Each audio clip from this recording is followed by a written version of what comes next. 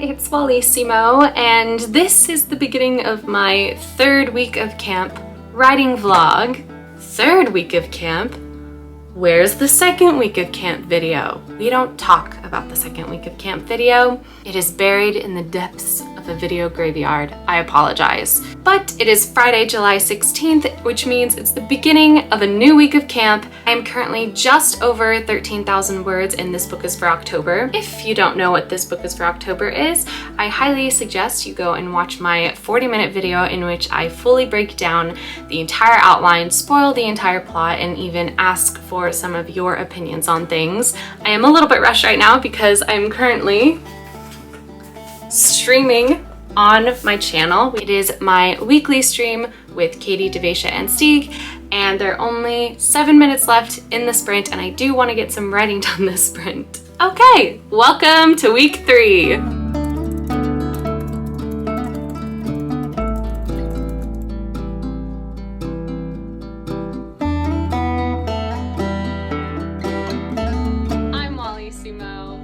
Thanks for hanging out with us at Sprints and Shop Talk. See you later. Hello. It is very late at night. Well, it's 10:30. How is the day going in terms of writing, you ask? Yeah, it could be better. I've written 483 words for the day. So when I wake up tomorrow, it will be July 17th, and I will have less than 14,000 words. Hello. It's July 20th. My word count is not good. Prepare yourself emotionally. That's the wrong project. Oh, cool. My word count is so bad that the project just closed itself. All right, we're at 14,000 words, which pretty sure is exactly where I was the last time I checked in. But yes, it is Tuesday. I have vlogged approximately once. I haven't updated you guys at all about where I am in the story. Part of me is just like, we'll just scrap this week's vlog as well and do one big update at the end of the month. But no.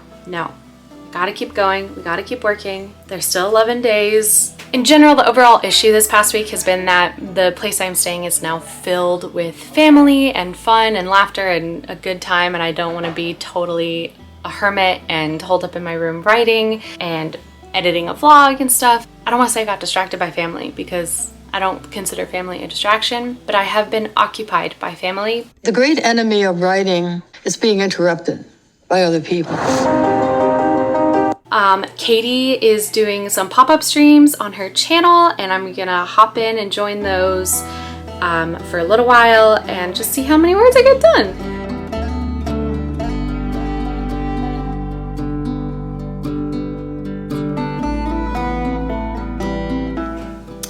Okay, there's still 8 minutes left in the sprint. I got about 100 words, but I just have some stuff that I need to talk through. So I'm gonna put you in a better position.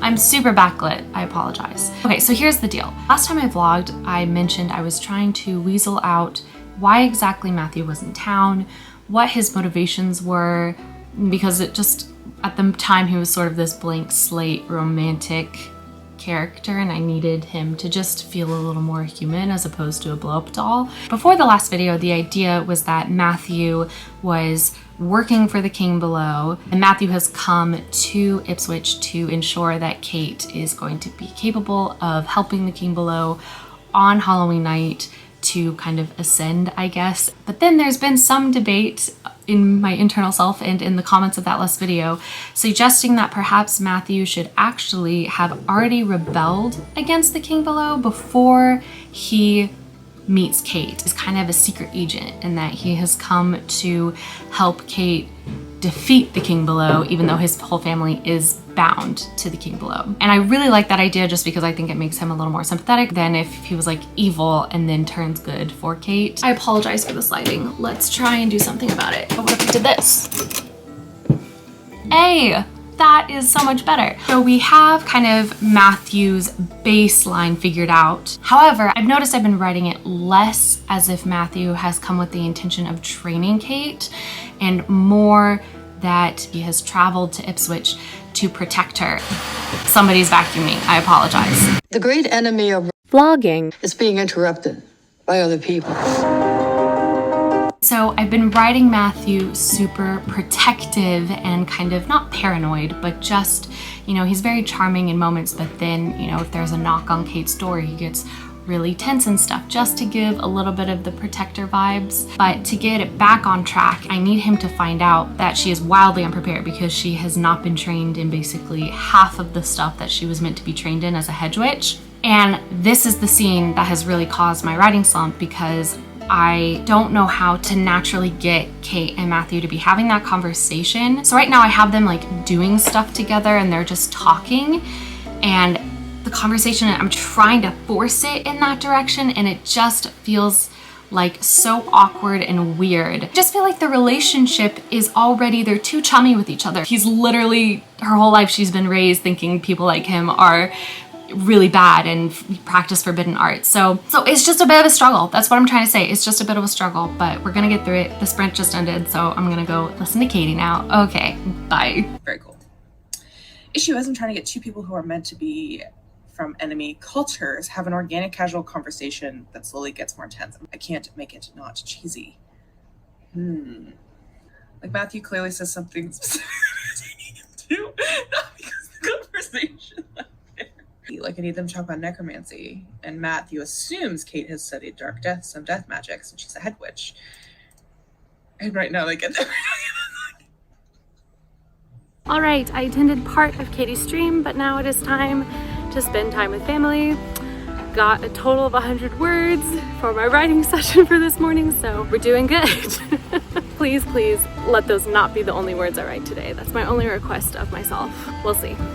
If you've been an active participant in the Discord sprints, then you will know that this week my other project was working on a puzzle with my family, and I am happy to announce after probably 15 hours of work, we did finish. Hello, it is Wednesday the 21st. I did just only write those 100 words yesterday. Really proud of myself on that one.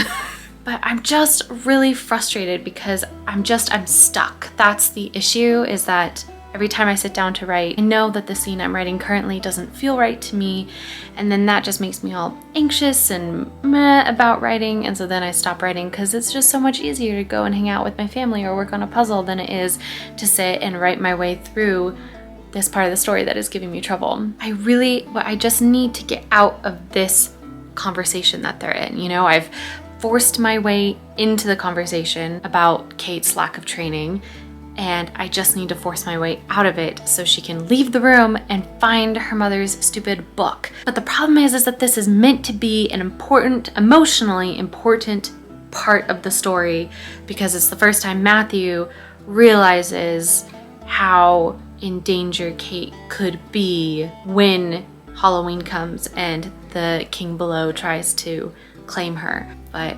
yeah, I'm very frustrated. I'm very frustrated, and because of that frustration, I have not been vlogging very much, which means this is gonna be the world's fastest writing vlog. Although knowing me, I still talk a lot, so it'll still be like 30 minutes as opposed to 45.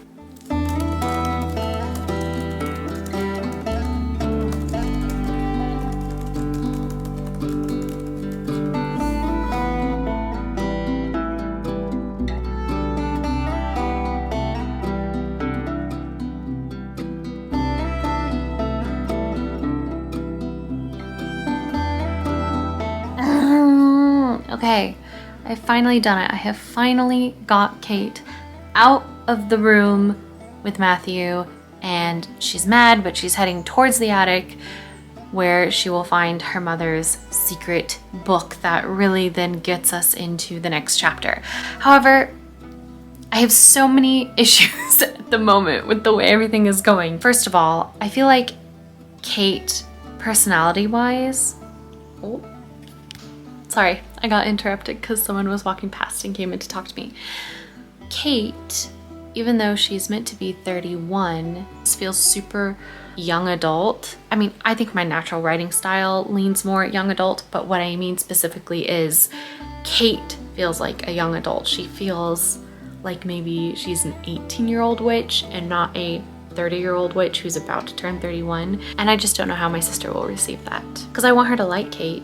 I don't want her to think she's annoying. So See, tell me I'm wrong. Okay, read this sentence. Who does he think he is? I whispered to no one in particular as I stomped to the other end of the second floor. Come on. And then she angrily grabs the ladder for the attic and yanks it down because she's so mad. It's just all very, I'm a teenager and I don't know how to fully process my emotions. But then again, he has just kind of inadvertently insulted her mother and her life's work. And maybe I'm just overestimating how mature the average 30-year-old really is, if you think about it. I had another thing that I was frustrated about, but now I can't remember because that person came in and talked to me. Excuse me, do you see this? Do you see this? Please, please, please, somebody tell me why it's like this. Why for days and days I can struggle to even meet 100 words, and then in 25 minutes I can blurp out 511 words. What is that? Couldn't tell you. Actually, I do. It's because I love to talk about nonsense things, like describing an old, creepy, dusty attic. I could talk about that for days, but you want me to move the plot along through coherent and important dialogue? No. So that's what happened. Basically, I got through the Matthew-Kate scene, as I mentioned, and then just started describing Kate's movements through the house. Suddenly the words came. It's like magic. Kate has officially, finally, thank goodness, found her mother's book.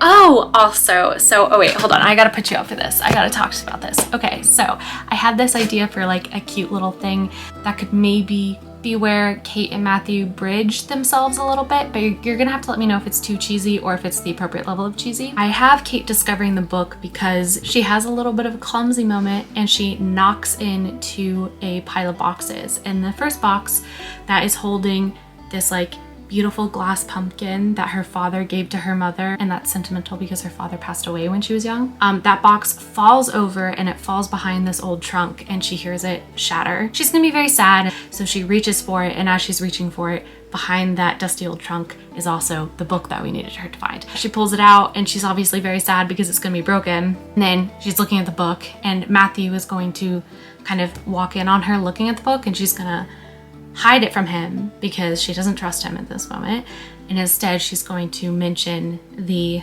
glass pumpkin thing, and she's very sad. And then later that night, after they're done with the house, and she's like smuggled the book back into her cottage without him seeing, she can like come out and he can have magically repurposed the pumpkin. She'll be very confused because they had this whole talk about how he's not good with creation, and that's why he can't garden things, right? He can't make things come alive, and he can say, I'm not, but a large part of shadow magic is learning to reverse destruction. You could kind of argue that that's a part of what necromancy is where you are kind of reversing entropy and giving energy to something that should otherwise be falling apart. And then of course she'll be touched because this is a precious item to her and he has made it whole again. I don't know, is that too cheesy? Is it like too convenient, or does it do the trick?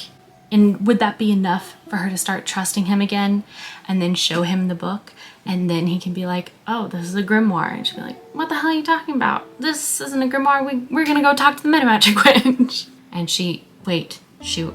Maybe I need to go back and rewatch my outline video. Hello, it is almost midnight. I just got done playing an extremely long game of Catan with some of my cousins. We started at about 8:30 and it is now midnight. So that kind of gives you the vibe for how long that lasted. Not just the vibe, you can literally do that math. So what's the plan for the evening? In total, wait, hold on, let me check. In total, words for the day came out to be 1,400. 1398, but basically let's round up by 2 words and do 1,400. Oh, come on, I can write 2 more words in the next 20 minutes. Explain to him. There we go. I just changed a dialogue tag from I explain to him. Hilariously, I'm sure I will edit that out eventually, but for the sake of round even numbers, we're including the to him. So my total word count for the day that whole saga is 1400. And I'm gonna call it a day in terms of writing. For now, from like midnight till 1 a.m., I'm going to edit the first portions of this vlog in the hopes that I can get it up tomorrow by 3 p.m. Eastern. Who knows how that's gonna go? I know how it's gonna go. It's gonna go badly. Yeah. And it's the next morning. We're actually quite quickly approaching afternoon. I have been editing all morning in bed. It's been rather lazy, but that's okay because it's kind of cloudy and drizzly outside. This week, kind of a bummer, which is an extra kind of a bummer because the last week was also kind of a bummer. In total, for the story, on day 22 of Camp NaNo, I have 15,500 words. Yes, theoretically, I could still write another 15,000 words in the next 9 days, but given the fact that I do not want to completely isolate myself from my family, this is the only time of the year I get to see them, that's looking not super realistic. But I'm not gonna stop writing. That's the important thing. I am still going to try and write every single day. And who knows, maybe if there's one really amazing, great rainy day, I will aim for like a 5K day or a 10K day even, and just spend one day kind of going crazy just to really catch up. The one problem with that is that every time that there is a rainy day, all my little cousins come running to me begging to play Dungeons and Dragons, which I also love and have a hard time saying no to. So I'm being pulled in a million different directions. I hope your Camp NaNo is going really well. I had so many struggles and issues this week. I have no idea what specifically to ask people to discuss down in the comments. Feel free to touch on anything I complained about during this video. Crossing my fingers that I actually continue to vlog this week and upload my week 4 video next Thursday. But until then, go be happy, go be healthy, and go write.